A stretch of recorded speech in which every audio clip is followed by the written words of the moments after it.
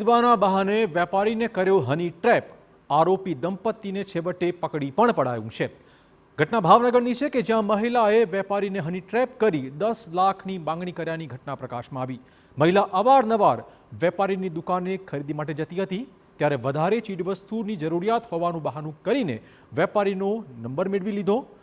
વેપારી સાથે મિત્રતા કેળવી હોટેલમાં જઈ શારીરિક સંબંધ બાંધ્યો।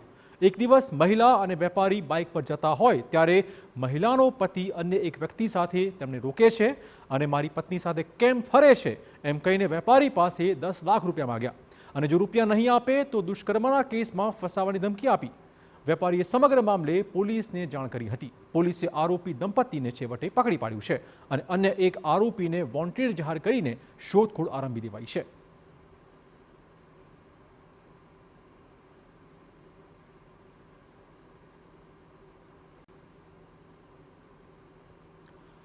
પહેલા પોલીસની ઓળખાણ આપી